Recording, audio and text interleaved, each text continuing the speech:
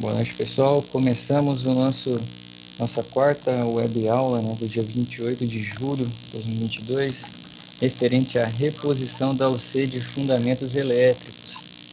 Essa reposição está acontecendo aí para o pessoal que começou o curso 2022/1. Então, hoje é nosso quarto encontro, né, continuando a nossa teoria, conforme foi combinado no anterior, do capítulo 3. E nesse primeiro momento, né, continua a teoria e no final a gente vem e faz aqueles cálculos que a gente parou, né, parou na aula 3 sobre as malhas de Kirchhoff, e a gente continua no final da aula para esclarecer, né, e alinhar todo mundo nesse conteúdo. Então vamos lá, né? O capítulo 3 traz um compilado de informações aqui sobre os condutores elétricos, né? Os condutores elétricos são os principais elementos de uma instalação elétrica. Esses elementos são aqueles que propiciam a circulação de corrente de um ponto a outro em um componente, em um circuito, em uma instalação ou mesmo entre instalações. O condutor elétrico é usualmente definido como material metálico, isolado ou não, com a finalidade de condução da corrente. Há diversos condutores elétricos existentes, para qual, ou para cada qual para uma finalidade distinta. Então, quais são os condutores os mais comuns, né? A gente tem um cabo flexível aí que está nas nossas instalações o tempo inteiro. Quando a gente abre um quadro elétrico, a gente encontra barramento. E lembrando que tem a diferenciação entre o cabo flexível, né? Tem o cabo rígido também. Ele já é usado em bitolas maiores, né? Seção transversal maior. Mas o normal é a gente encontrar cabos flexíveis. Quem já teve curiosidade, eu trabalho na área, vai lá conferir um circuito residencial, encontra um cabo preto, um cabo azul e um cabo verde e amarelo. Não sei se vocês já tiveram curiosidade de verificar, Pamela ou Marcos.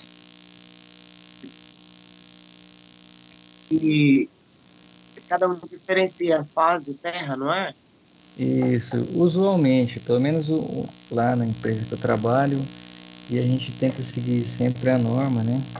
A nossa norma é casada com a 5410 e tudo mais, a gente usa sim e tem uma definição relacionada às cores com o que cada uma faz. O verde e amarelo, tem gente que usa o verde porque é mais fácil encontrar comercialmente, mas tem o verde e amarelo, que ele é um cabo de duas cores, né? Ele a gente usa para o aterramento, para o terra. A gente costuma usar o azul, né? O azul claro para o retorno, né? E a gente usa o preto para fase. Às vezes o nosso parceiro não tem preto, a gente usa vermelho, mas não foge muito dessas cores, porque isso facilita quando a gente vai dar manutenção, né? Como você perguntou, quando a gente vai dar manutenção, evita acidente e tudo mais, fica um cabeamento visualmente melhor, seguindo a norma e muito mais seguro também. Cada um vai saber o que está acontecendo, né? Exemplo, você fez lá uma instalação e quer colocar mais uma lâmpada. Ah, vou mudar, eu tenho uma lâmpada centralizada aqui na minha sala, fiz um espaço, comprei um lustre, né? Vamos dizer. E aí, se você coloca qualquer cabo de qualquer cor, atrapalha muito, né? Você vai gastar tempo para identificá-los. Agora, se você faz em cima da norma, chegou ali, você já sabe quem é fase, quem é retorno, você já sabe quem é terra. Ou às vezes você quer instalar um outro equipamento e precisa aterrá-lo, né? Você já faz direto no terra, não corre risco de fazer como fala, fazer um ajuste no cabo errado. Acho que o Marcos ia perguntar, Marcos, fica à vontade, meu rei. Não, não, eu ia perguntar sobre a NBR, né? Onde é que achava Onde você encontra essa ela? norma que fala sobre as cores? Marcos, a base, né? A base dessa área elétrica vai ser a 5410. Infelizmente, a norma atual, né, atualizada, ela é paga. Se encontra no site da Target, essa norma. Deve estar custando em torno de R$ 80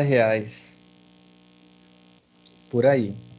E Só que você consegue encontrar na internet versões anteriores. Não vai ser a mais atual, né? Mas são usuais também. A lógica atual tem algumas diferenciações, tem uma atualização, tem a atualização, né? Que o nome diz, mas as anteriores também são muito usuais. E aí você digitar no Google aí NBR 5410 download, eu creio que você encontra alguma disponível para baixar. Ok. Depois, se quiser fazer o teste, não sei se está usando o computador aí para assistir a aula, quiser abrir uma abinha aí, Eu tô abrindo a Bia aqui para dar uma olhadinha. dá uma conferida e você me dá um feedback se encontra um 5410 aí. Geralmente é mais fácil de encontrar. Como eu dou aula no pessoal da climatização, lá usa outra norma. E aí já é uma norma bem mais difícil de achar. Ninguém posta ela para download. Muitas vezes tem que fazer aquisição mesmo, né? Mas Aqui eu achei 5410, aqui, foi de sim. 2004. Talvez se fuçar mais um pouquinho, você vai encontrar um pouquinho mais nova, Marcos. Deixa eu dar uma olhadinha.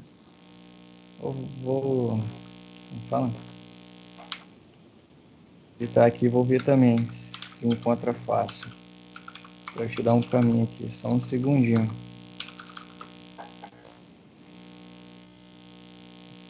Hum, Sala da elétrica. O duro é saber qual versão, né? Tem o pessoal de Universidade Federal de alguns estados que disponibilizam ela. E aí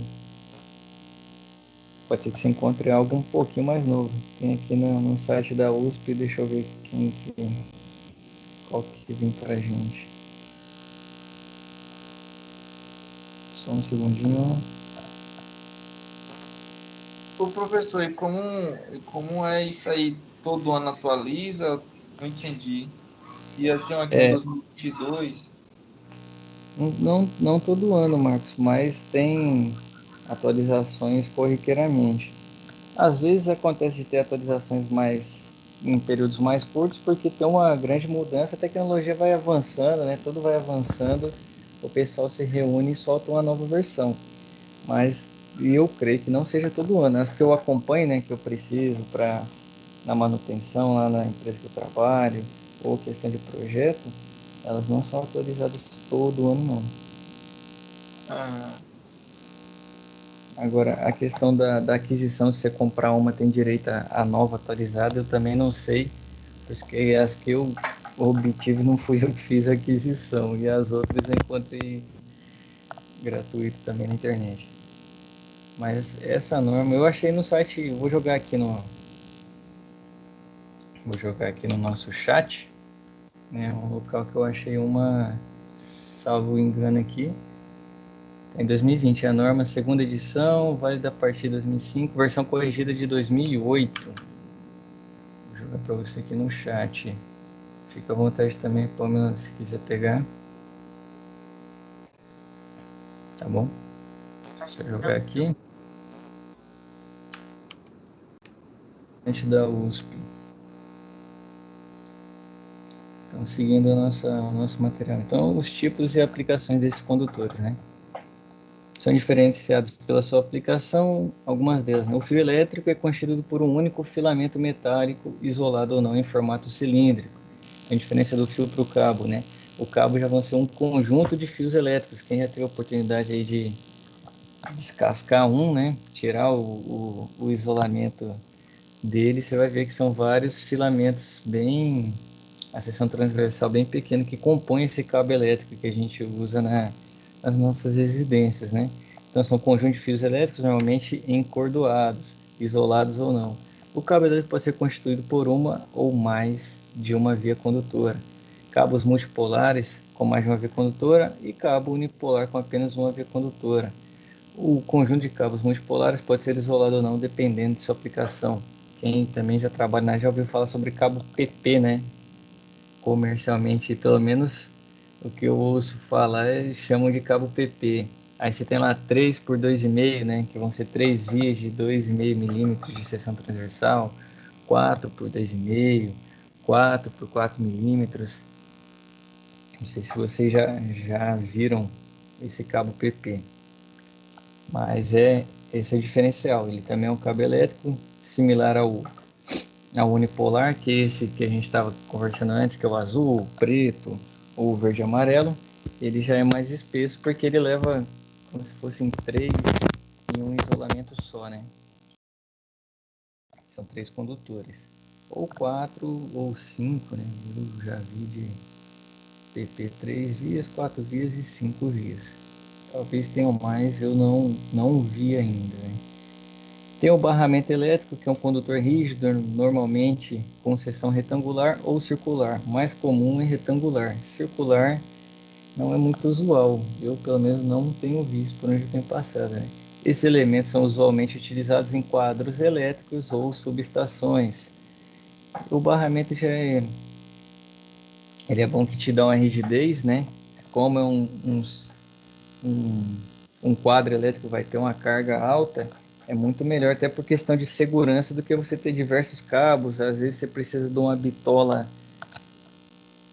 como fala, de uma bitola, uma seção transversal muito maior. Imagina você fazer um quadro elétrico com cabos elétricos, né? Então o barramento ele te traz uma segurança maior, ele vai ocupar menos espaço e vai ficar mais barato também, o custo é menor, né? Esses elementos são usualmente utilizados em quadros elétricos ou subestações. Eu creio que vocês já viram, né? Parece, dependendo do quadro, parece uma espinha de peixe lá. São vários barramentos. E tem a trilha elétrica, né? São depósitos metálicos, normalmente cobreados em uma placa de material isolante. Esse material é utilizado na indústria eletrônica na confecção de placas eletrônicas. Aqui do lado tem uma imagem representando cada um, né? O primeiro é o fio elétrico, só tem um único condutor. O segundo é um cabo unipolar, que é um cabo aqui, que seria o cabo elétrico, que tem são vários fiozinhos, né? Conjunto de fios. Aqui um multipolar. O primeiro tem duas vias, né? Então é como se fosse dois cabos unipolares, né? Formando um só cabo multipolar, duas vias. Do lado direito dele tem um cabo de três vias. Os dois são cabo PP, né? Cabo PP de duas vias e cabo PP de três vias. Do lado um barramento metálico chatinho, né? Esse é de seção retangular. E aqui uma trilha de placa eletrônica. Então, continuando. A bitola e a capacidade de condução. Então, a bitola do condutor elétrico é definida como a área de sua seção transversal. Como normalmente o cálculo para a determinação da capacidade de condução de corrente é feito para fios ou cabos, sua seção transversal é circular, com bitola definida pelo seu diâmetro. Portanto, quanto maior a bitola do condutor, maior sua capacidade de condução de corrente.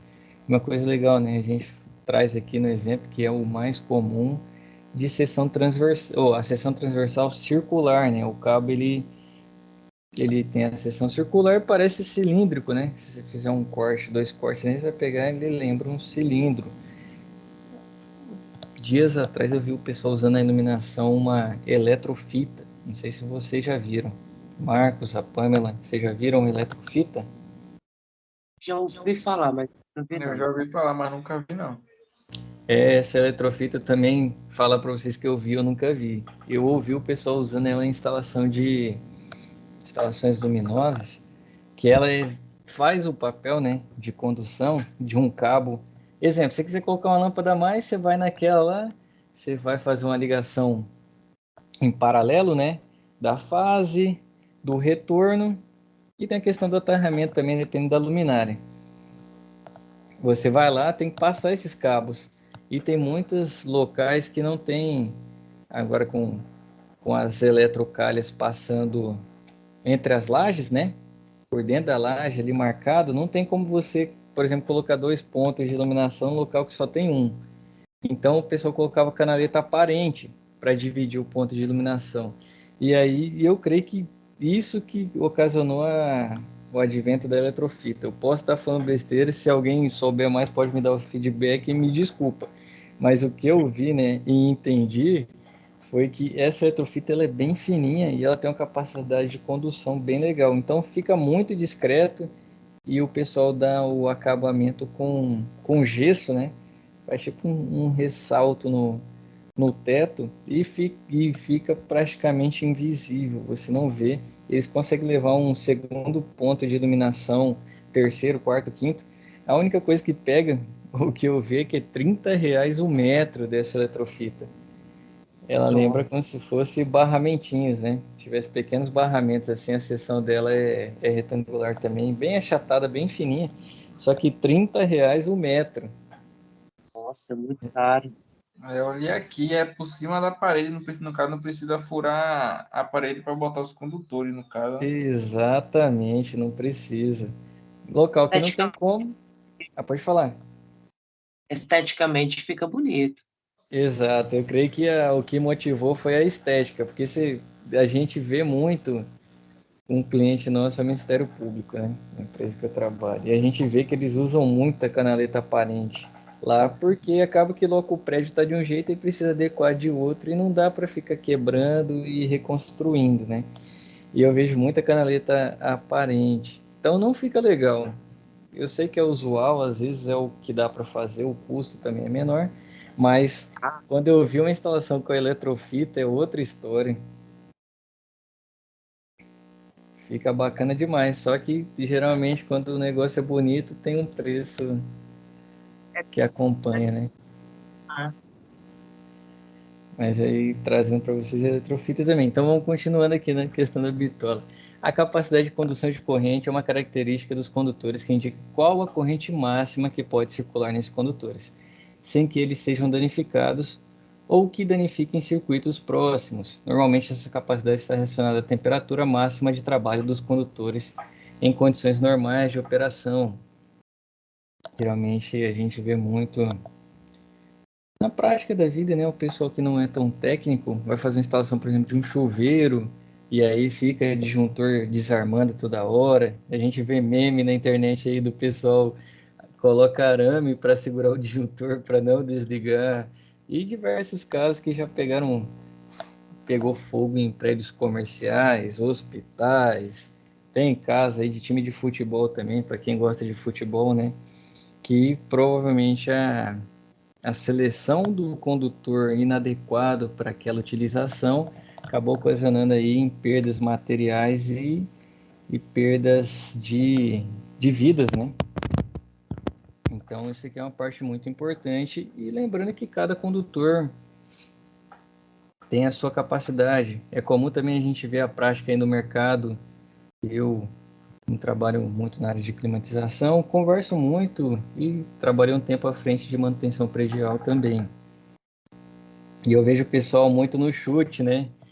Olha assim, fala, não, esse aqui o condutor tal dá. O cara olha e fala o condutor. Eu fico imaginando, rapaz, será que esse cara tem uma enciclopédia na cabeça? Ele consegue fazer o cálculo tão rápido? O que será que eu tenho que aprender com ele para eu ser tão bom, né? Que só olhar eu já acerto o condutor. Eu tenho que ir lá conferir, como fala, etiqueta do equipamento. Eu tenho que fazer conta, né?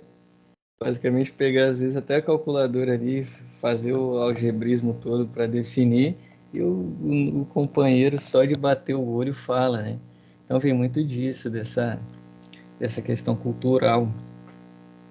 Cultural não, né? Isso aí não é nossa cultura, né? Essa questão de resolver às vezes sem o cálculo, ou por não saber, né? Falta de Só no expertise. olhômetro. Só no olhômetro, exatamente, Marcos. E aí a gente vê, infelizmente, acontecer acidentes, né? E quando a gente passa a estudar, não sei se vocês devem ter feito na SAP 1 lá, encontrado algo similar, que a corrente de trabalho às vezes é superior à corrente suportada pelo condutor. Muitas vezes as pessoas tentam economizar, ou no chute erra. Então é um assunto bastante delicado e bastante sério, porque um condutor desse fica dentro de uma parede, meu amigo, você não está vendo se ele está deteriorando, se o isolamento dele está perdendo a funcionalidade, se ele está começando a apresentar sinais de que está com a temperatura muito alta, né? Derretendo.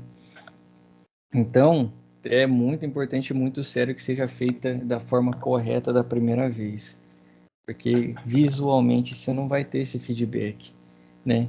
De que se tá bom ou não. Tá dentro da parede, você só vai saber que tá ruim quando estiver pegando fogo sua casa. Infelizmente, né? Então, é um assunto bastante importante de ser tratado e de ser entendido. Então vem o dimensionamento e o cálculo de demanda. O dimensionamento dos condutores elétricos é necessário para garantir o perfeito funcionamento das instalações que o empregam. Não podemos correr o risco de um incêndio causado por superaquecimento de um cabo elétrico, por exemplo, e nem danificar um equipamento, porque o alimentamos com menor tensão do que especificado. Isso é um ponto bom, né? Geralmente a gente trabalha muito com motor quando vem tensão a 10% a menos, que no nosso caso aqui geralmente tem o trifásico 380, né? Se a gente começa a pegar ele ali 340, quando você tem esse conhecimento, né, igual a gente está estudando aqui, você começa a danificar o equipamento com a tensão bem menor do que ele foi projetado a trabalhar. E geralmente essa tolerância para motores, né? Estou falando da minha área que eu sei. Às vezes que equipamentos eletrônicos são diferentes, a Pamela e o Marcos aí pode ficar à vontade para contribuir na nossa aula. Mas são 10%, né, a tolerância dele. E aí esse é um outro ponto importante também quando a gente vai fazer a manutenção e verificar o funcionamento, que pode acontecer oscilações na entrega da concessionária, né? A concessionária pode estar tendo algum problema e fazer entregas não satisfatórias, né? Que não são ideais para o nosso equipamento. Isso é uma coisa importante também. Não sei se em que áreas vocês trabalham, né? Se já aconteceu isso com vocês. Mas é um ponto, quem dá manutenção, né? Um ponto a ser investigado. Então essas são algumas questões que envolvem diretamente os cálculos de dimensionamento. Para dimensionar um fio ou cabo elétrico, precisamos levar em consideração alguns fatores. São 3 métodos básicos: capacidade de condução de corrente, queda de tensão e seção mínima admissível. Então, antes de entrar nessa capacidade de condução, por exemplo, quando você está fazendo um projeto ali, ou vai fazer uma adequação e tudo mais, pega um circuito de iluminação, faz o cálculo da condução de corrente, né? Quanto você vai ter essa corrente de trabalho máxima, né? A gente sempre joga para o máximo. Confere na tabela lá, dá um cabo de seção 0,75. Então, como tem a seção mínima admissível, você não pode usar 0,75 para circuito de iluminação. Você tem que usar no mínimo um cabo de 1,5. Pô, mas 0,75 me atende. Beleza, mas não pode. A nossa norma estabelece que a seção mínima é 1,5 para circuito de iluminação. Vou fazer um circuito aqui na minha casa para colocar Estou aumentando aqui, né? Fazendo uma área, espaço gourmet no fundo, colocar uma televisão, um sistema de som, tudo mais. Me deu que um cabo de 1,5 suporta, né? É o ideal. Circuitos de força, né? Você não pode usar seção menor do que 2,5. Então, exceção usual, isso aí vocês podem guardar com carinho, que circuito de iluminação, seção mínima, né? É 1,5. E circuitos de força tomada, né, no geral, a seção mínima são 2,5 milímetros. Então, continuando aqui, capacidade de condução de corrente. O método de dimensionamento pela capacidade de condução de corrente é baseado na quantidade de corrente suportada pelo condutor. Para dimensionar corretamente a capacidade de condução de corrente, é preciso saber qual é a carga que se pretende alimentar com os condutores a serem dimensionados para definir a corrente máxima que circulará o circuito. Então, sempre ao máximo. Analise o exemplo a seguir. Precisamos dimensionar os condutores de um sistema de iluminação formado por 40 lâmpadas de 60 watts de potência cada uma. Pelo método de dimensionamento, precisamos saber qual a corrente máxima que circulará por esse circuito. Então, para tanto, devemos considerar todas as lâmpadas ligadas simultaneamente e que a instalação elétrica é alimentada por 127 volts. Então, a potência máxima vai ser igual ao número, né, de lâmpadas vezes a potência individual de cada uma. Então, com isso, né, fazendo essa multiplicação de 40 lâmpadas por 60 watts, você vai ter a potência máxima de 2.400 watts. Com isso, você vai conseguir a corrente. Lembrando a lei de Ohm, né?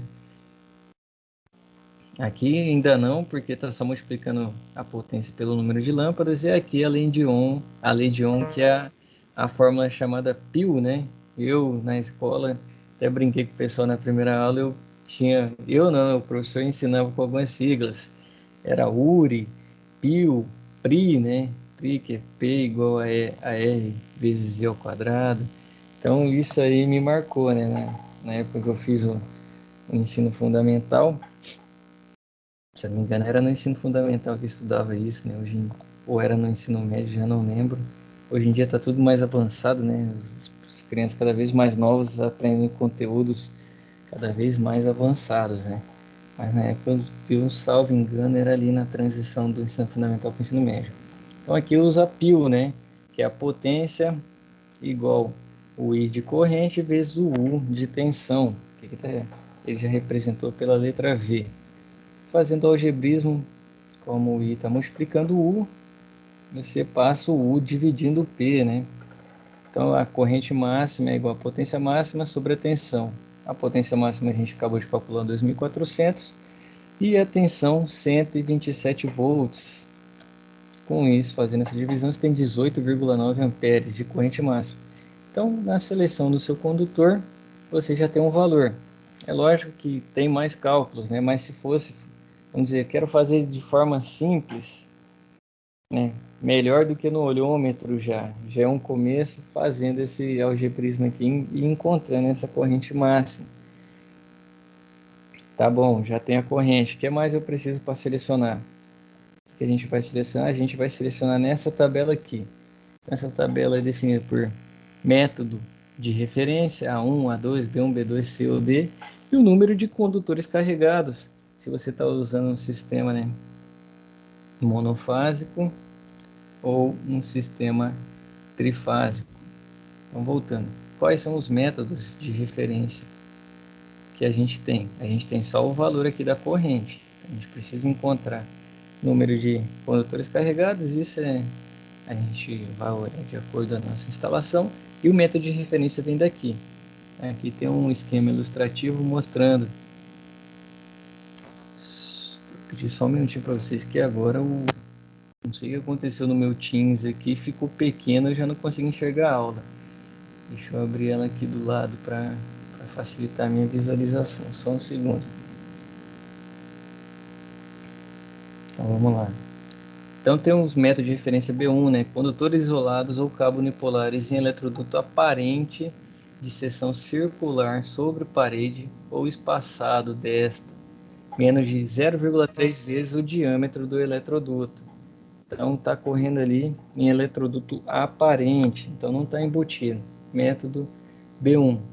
Método B2. Condutores multipolares em eletroduto aparente de seção circular sobre parede ou espaçado, desta menos de 0,3 vezes o diâmetro do eletroduto. Está mais próximo, então, método B2. Condutores isolados ou cabos unipolares em eletroduto de seção circular embutido em alvenaria, que é o mais comum, né, da gente ter residencialmente, é o método B1.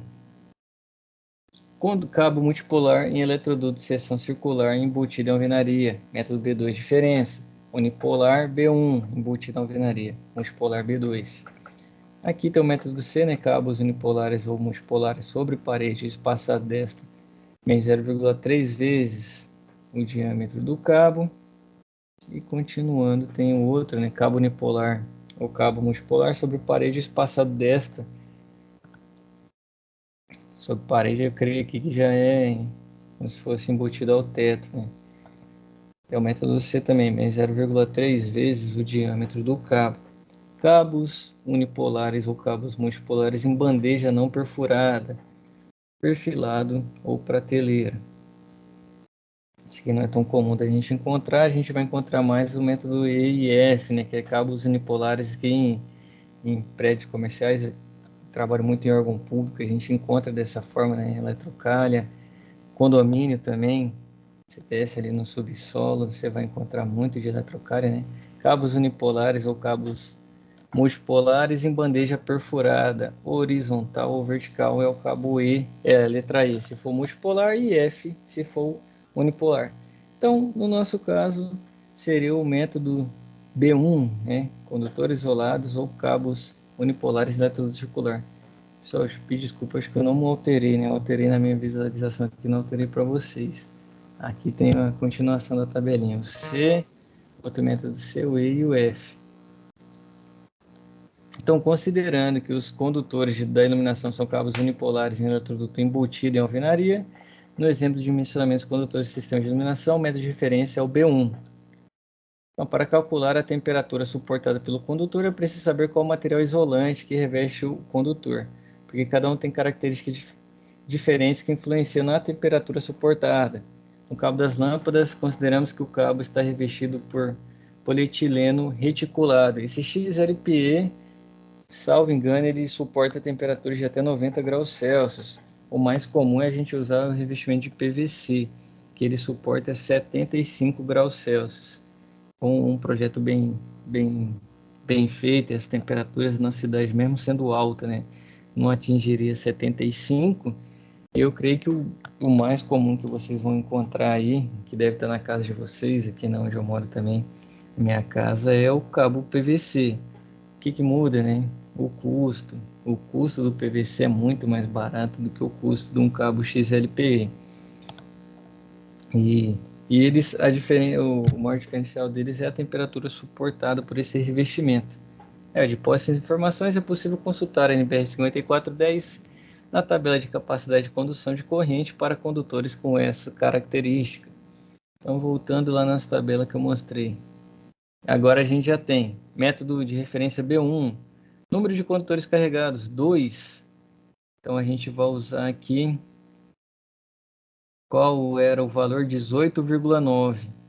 Então, para 18,9, eu encontro que a minha seção transversal necessária é de 2,5. Se está claro para vocês, Pamela, Marcos,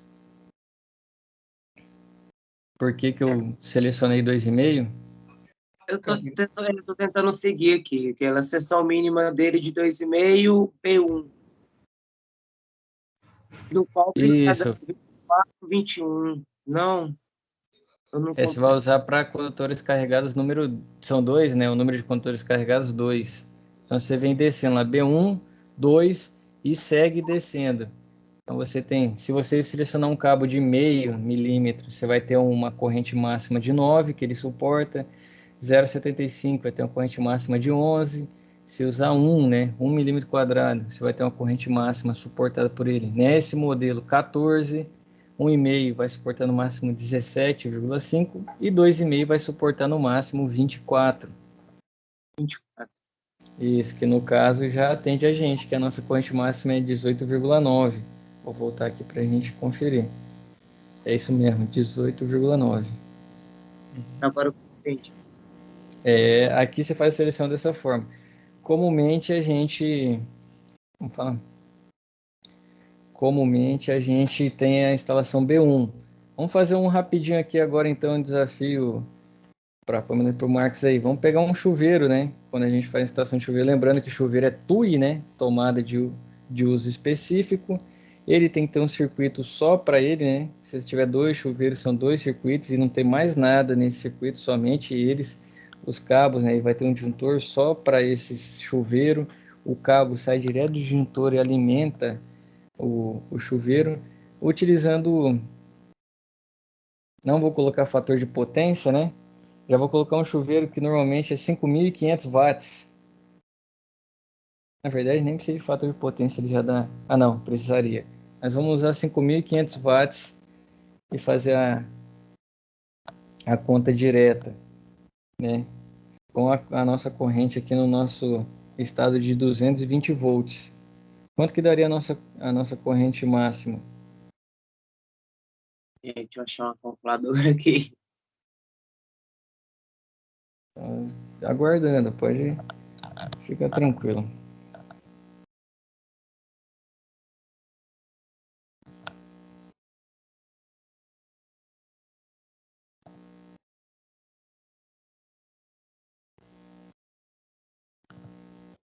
Se tiver um celular fácil aí, ou um computador, não sei se está assistindo a aula por ele.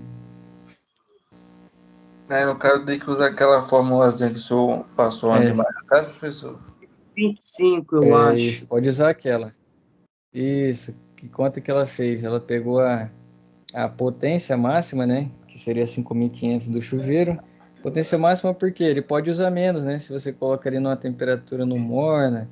Hoje em dia, chuveiro aí tem 7, 8 temperaturas, né? Ele, na, na máxima, né? Seria a temperatura mais alta que conseguir. Ele estaria, né? Exercendo um trabalho com a potência de 5.500 watts. Que você pega 5.500 e divide pela tensão que é 220. Fez muito bem, parabéns. Então você tem uma corrente máxima de 25 amperes. Então vamos voltar na nossa tabelinha aqui. Para 25 amperes, método de referência B1 também, com 2 condutores carregados. Qual cabo Então, você teria que usar? no caso, teria que ser. Você já vê que 2,5 não dá, né? Porque aí só suporta 24. Aí, mas nesse caso, muda o tipo do cabo, seria o tipo C. Não, aí você vem para cá, que a tabela está cortada. Ah, Você vai aumentando o condutor. Vamos contar aqui só para ficar mais fácil. A primeira, segunda, terceira, quarta, quinta coluna. Então, vindo aqui, primeira, segunda, terceira, quarta, quinta coluna aqui, ó, do 32, 41, 52. Então, para 4 milímetros, você já teria uma corrente máxima suportada de 32 amperes. Então, já dá para usar, né? Bom, Que a nossa corrente era 25, um condutor de 4 milímetros aqui, ele suporta 32 no nosso método de instalação e para o número de condutores carregados que a gente selecionou. Então, um cabo de 4 milímetros suportaria, né? Você vem... Lembrando também que essa conta foi feita de forma mais empírica. O cálculo ele é um pouquinho mais longo, tem queda de tensão, tem outras. tem outros fatores. Você também, por exemplo, eu quando vou fazer esses dimensionamentos, eu gosto de jogar um pouquinho de fator de segurança, né? Um fator de segurança não faz mal a ninguém. Pelo menos eu uso e recomendo vocês a usarem, né? Com quem eu aprendi usava, comercial, no network que a gente faz com os demais colegas, né? Todo mundo sempre usa um fator de segurança. Depende do caso, 10%, alguns casos 15%, quando você consegue fazer um levantamento muito preciso, ou quando é algo que tem um valor muito alto, né, um ativo muito alto, muito sensível, você vai aumentando o fator de segurança no seu dimensionamento. Se for algo mais corriqueiro, que você está acostumado, né, ou conseguir fazer um levantamento muito bom, você já usa um fator de segurança menor, você está mais confiante no seu cálculo, aí você usa 10%. Eu uso entre 10 e 15. Então aqui Mais nesse caso, isso é questão de garantia mesmo. Porque depois quem vai ser o responsável se der alguma coisa errada é a gente, né? instalou, né? Então é melhor que você tenha algo com a confiabilidade maior.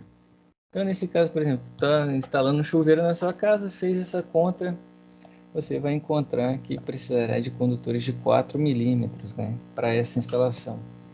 Então, se for um chuveiro como hoje em dia tem chuveiro aí, eu vi chuveiro já de 8.000 watts, né? E tem chuveiro aí que tá tocando música, faz quase uma festa eletrônica no banheiro, né? Tem LED, RGB. Então, quanto maior a potência, você vai vendo que você precisa de um condutor cada vez maior. E com isso vai elevando o seu custo, né? Você aumentando o condutor, às vezes tem que aumentar o eletroduto. Aumentando o eletroduto, tudo vai ficando mais caro. Disjuntor fica mais caro e assim vai. Então aqui nessa tabela precisamos atentar às colunas. As colunas referenciadas ao método de referência, o B1, que é correto a ser empregado, por exemplo, nas lâmpadas. No exemplo das lâmpadas. Com isso, devemos delimitar o número de condutores carregados naquele circuito, que nesse exemplo consideramos 2. Então, como que selecionar? Monofásico a 2 condutores. Então, o número de condutores 2. Monofásico a 3 condutores. Então, o número de condutores carregados 2. Monofásico a 3 condutores, se tiver o terra junto, mas aqui para efeito de cálculo, 2 fases sem neutro, você vai usar 2 fases com neutro, né? Que é comum quando vai instalar chuveiro, por exemplo, da onde eu vim, que é no Mato Grosso, né? Que a tensão lá é 127, que a concessionária fornece. E aí o pessoal coloca 2 fases, né? Para ter o 220 e conseguir diminuir o custo de instalação muitas vezes. E aí, com o neutro, já passa para 3 condutores carregados. Trifásico sem neutro, 3. trifásico com neutro, você considera 3 ou 4. Na nossa tabela nem tem com 4, né? Então você pode considerar 3 condutores carregados também.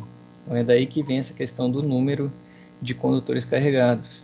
Então, de posse dessas informações, basta observar na coluna correta qual a corrente mais próxima, superior àquela do cálculo da corrente máxima, 18,9.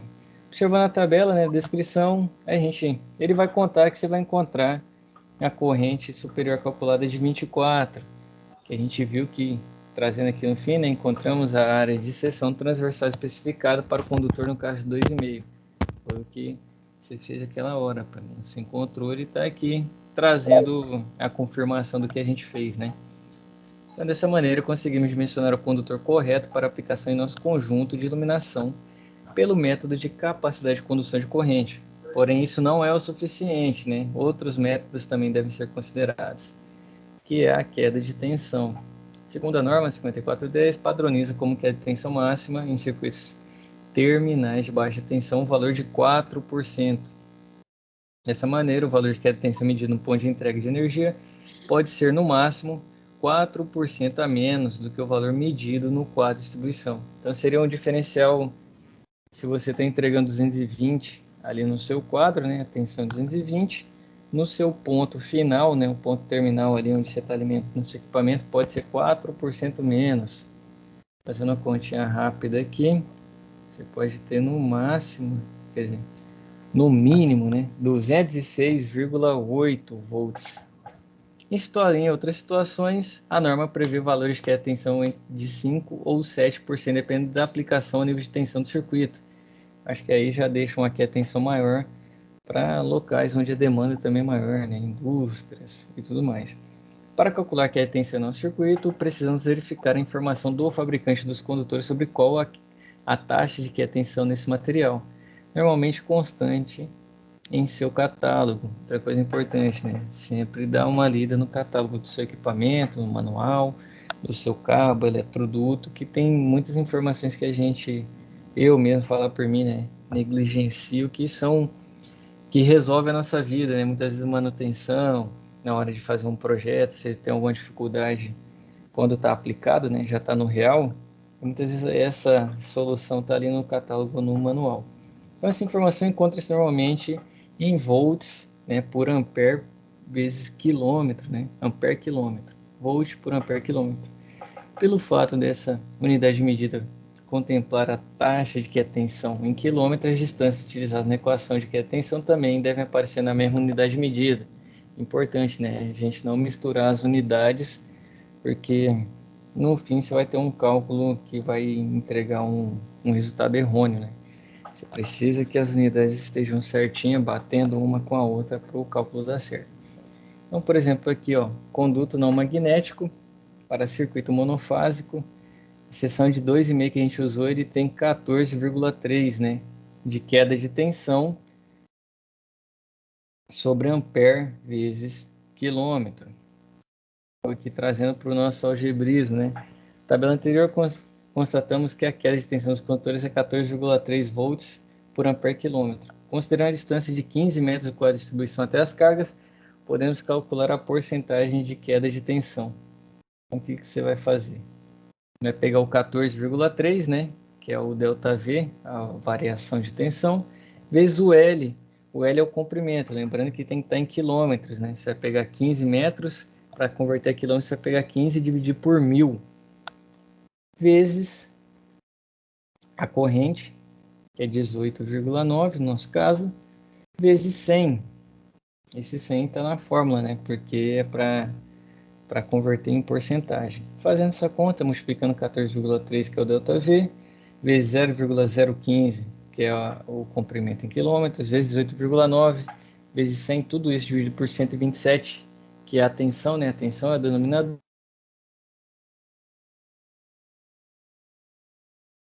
E 9 está dentro ainda.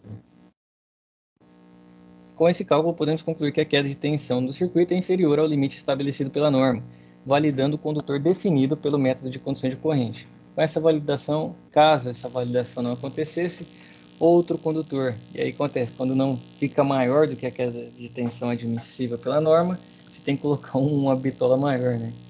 Então, condutor de maior bitola deveria ser escolhido e o cálculo de tensão refeito para atender a norma. E aí vai mudar, né?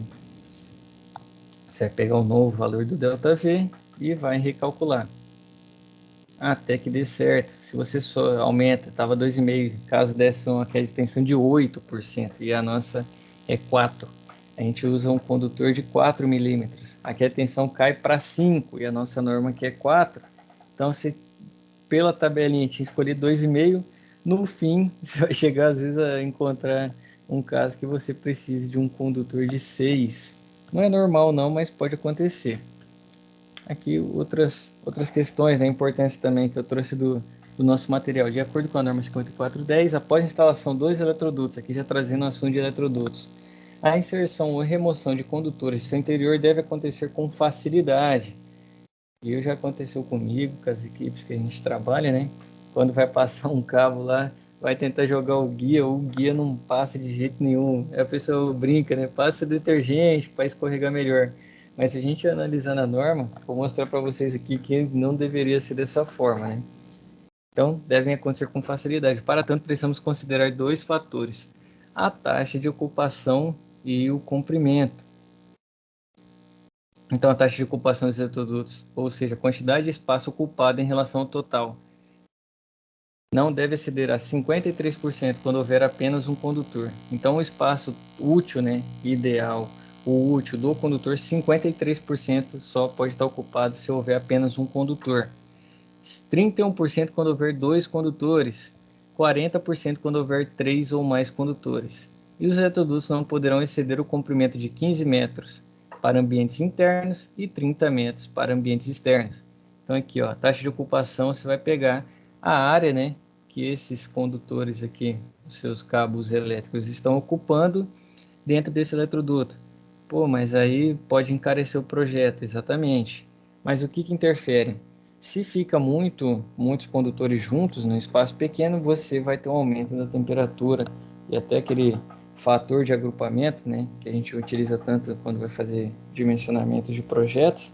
Isso aí vai mudando, né? Quando tem um agrupamento muito grande de condutores dentro de um eletroduto, você vai vendo que você precisa muitas vezes de um eletroduto cada vez maior e muda até a bitola dos condutores. Às vezes estava usando, igual no nosso caso, 2,5, tem um agrupamento muito grande, né? Você vai ter o fator de agrupamento e o fator de temperatura. Você vai ter que usar bitola maior para que suporte, porque vai interferir na questão da condução da eletricidade. E aqui o normal é a gente ter eletrodutos com mais de 3 condutores, né? 3 ou mais. Então eu sempre que tento lembrar da norma, né, preciso, eu utilizo 40%, né, que é mais normal a gente encontrar. Então eu posso utilizar até 40% da área útil desse eletroduto. Como que calcula, né? A área útil do eletroduto, geralmente você vai ter ela em polegadas, não a área, né? Você vai ter a seção transversal, a área do cilindro, quem que lembra a fórmula aí? Se eu não estiver enganado, vai ser πr ao quadrado. Então, com isso, e a questão da área ocupada como fala? Pelos condutores, né? Você já tem ela o próprio condutor já te dá esse valor, né? Quando você pega um cabo de 4 milímetros quadrado, geralmente unidades, quando estão ao quadrado, né, representam área. Unidade de comprimento ao quadrado já traz a área. Então ele tem uma área de 4 milímetros quadrados. E aí você vai fazendo a somatória dos seus condutores dentro do eletroduto, e eles não podem passar 40% da área útil. Então, por isso que tem que ser facilmente passado, se precisar de outro, né? Porque se ele no máximo ocupa 40%, você tem 60% livre. O guia vai passar tranquilinho. Já vi casos que colocaram tantos condutores que passam aí de 95% da área útil, 96%, pela tudo que nem cabe mais condutor. Outro que a gente trabalhou também, trazer aqui para vocês, é a eletrocalha, né? Que é similar ao eletroduto. O eletroduto é o desenho que está preto e a eletrocalha está cinza, e essa eletrocalha é perfurada, né? Porque também é uma via por onde passam, né? Por onde fios e cabos elétricos são dispostos. O que diferencia é que a eletrocalha foi desenvolvida especialmente para permanecer aparente e aberta em uma de suas faces, coberta não por uma tampa, ou seja, para acessar o interior delas. Então, a diferenciação. Geralmente, quando corre aparente, dificilmente você vai ver um eletroduto correndo aparente. O eletroduto vai correr em cima de forro, de laje, e quando você vai colocar aparente, geralmente é para correr lógica, né? E quando construíram esses prédios não tinha rede lógica ainda, internet, telefonia, e aí você vai ver muita eletrocalha correndo a rede lógica do prédio. E também sempre sofre alteração, né? Então é mais comum ver eletrocalha. E muito mais a perfurada, porque ela garante que o fator de temperatura, né? O fator de correção de temperatura, não afete tanto, porque tem a troca de calor, né? Mesmo que os condutores estejam próximo ao outro, vai ter o fator de agrupamento, mas de temperatura não, porque tem a troca de calor, certo? Então aqui a gente finaliza o nosso script, né, das aulas de reposição, com essa quarta aula, né, sendo a última. Lógico que está acabando as férias, a gente já volta semana que vem para o nosso calendário normal. Vou perguntar para a Pamela e para o Marcos, tem alguma dúvida quanto a isso aí, um feedback, pode ficar à vontade para falar. Tudo muito esclarecedor. Faz sentido muitas coisas que eu já vi. Da eletrocalha, questão dos eletrodutos, e isso, igual você falando sobre a eletrocalha, ela geralmente realmente fica por cima de burros para passar cabos de internet de lugares onde antigamente não tinha. Igual exemplo no trabalho, fica muito de salas, tem muito departamento, e aí às vezes você quer colocar um Wi-Fi, uma rede, alguma coisa, e você vê muito mesmo. É muito usual mesmo. É um bom, gostei do feedback. Tentando alinhar, né, essa área de docência com o que a gente vive no campo, né, com a gente vive no dia a dia. Se ficar muito maçante, né, eu procuro porque às vezes eu até converso, como eu conversei com você, falo, gente, hoje a aula vai ser muito teórica, muito técnica. Fica difícil dar exemplo, por exemplo, num conteúdo de associação em série. Você precisa saber como funciona, como calcular, vai ser bastante teórico. Mas hoje, como essa questão de seleção de condutores, né? Tentei trazer para vocês a questão do chuveiro também, algo diferente, para vocês verem como funciona. E até validar, né? Se alguém fala, pode colocar aí um condutor tal, vocês já tem o material, já sabem onde, né, encontrar, caso não lembre de cabeça, onde encontrar a forma, né, o caminho para chegar e ter a certeza, né, a tomada de decisão certeira para aquela instalação. É uma dúvida sobre Sim, os eletrodutos. Você falando sobre questão de ocupar cerca de 40% dele, pela questão do aquecimento. Se a diferença for pouca, o material de revestimento dos condutores, se usar um mais forte, um mais potente, resolveria a questão do aquecimento? pode ser que quando você vai calcular lá na questão do dimensionamento, entra outros dois fatores que eles chamam de FCA e FCT. FCA é fator de correção de agrupamento e FCT é fator de correção de temperatura. Esse valor também varia, como vai entrar na conta, né? E são valores que vai de 0 a 1. Então você pega o fator de agrupamento. Se tiver só 3 condutores, vão dizer 0,98. É basicamente o cálculo que você fez da corrente, vai mudar bem pouco, entendeu? Da corrente não. Não é a corrente que ele vai influenciar. Agora me deu branco pra mim. Mas quando você vai selecionar o condutor, né? Ele vai mudar bem pouco. Na verdade, ele entra no denominador. Ele faz aumentar, é a corrente mesmo. A corrente de projeto. Ele faz aumentar. Se você pega alguma coisa e divide por 0,98, você vai estar aumentando ela em 2%, né? A corrente. Então é um fator de correção. Tanto ele do agrupamento e temperatura. Agora, quando você pega, por exemplo, aqui para PVC, se for o XLPE, ele já altera, né? Já vai alterando esses valores. E os fatores eles interferem mais quando é PVC, que você tem que aumentar muito sua corrente de projeto. Se você usar o XLPE, você já precisa menos justamente por isso, que ele suporta uma temperatura maior. E ele sim, né? No caso, você fazendo dentro da norma de 40%, o PVC ele suporta bem. Mas caso seja um local diferente, ocorra um aquecimento, está próximo de uma outra fonte de calor, o XLPE já resolve. Você falou a questão do risco, né? De derreter o isolamento, ele vai funcionar melhor. É lógico que isso tem um custo, pô. Você vai ter Isso é mais e é bem mais caro, não é pouco mais caro, não, é muito mais caro. que nem a Essa que é... questão da fita, né? Exatamente. É, Você gasta a fita é caríssimo. Já pensou você fazer uma casa inteira com eletrofita? Meu amigo, você vai gastar. O cara derruba a casa e bota só eletrofita. Não vai dar para botar os móveis, não, vai ficar só a Não, eletrofita da casa. Mas é exatamente isso, o custo fica muito mais alto. Então é sempre o ideal a gente, quando vai fazer esses dimensionamentos, seleções, é tentar buscar o custo-benefício, né?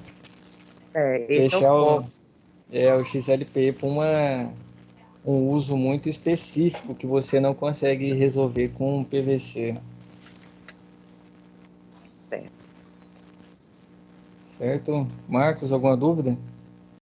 não Tranquilo. até agora não. Pessoal, hoje encerra a reposição. Eu não sei qual turma que vocês são e eu até tenho um pouco de dificuldade que ficou várias turmas, né, fazendo a reposição de forma concomitante, ao mesmo tempo, mas eu não sei se eu vou continuar com vocês, tá? Eu vinha o professor Odrei por um tempo, quando começou a reposição, eu fiz essa reposição com várias turmas, né? Eu sou da área de do aula de climatização e refrigeração para o pessoal da mecânica, né?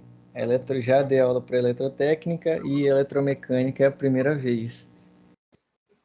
E eu não sei ainda como vai ficar a escala, né? Mas de qualquer forma, precisou de ajuda, o que precisar aí durante a semana pode me chamar. Caso tenha um tutor novo, com certeza vai ser alguém também capacitado e pronto aí para atender vocês, as expectativas. Mas eu deixo a porta aberta, o canal aberto aí, se vocês precisarem, tiver alguma dúvida, quiser trocar uma ideia, tá fazendo a SAP aí, ficou com alguma questão por fazer, pode me chamar lá que a gente tenta ajudar da melhor forma possível.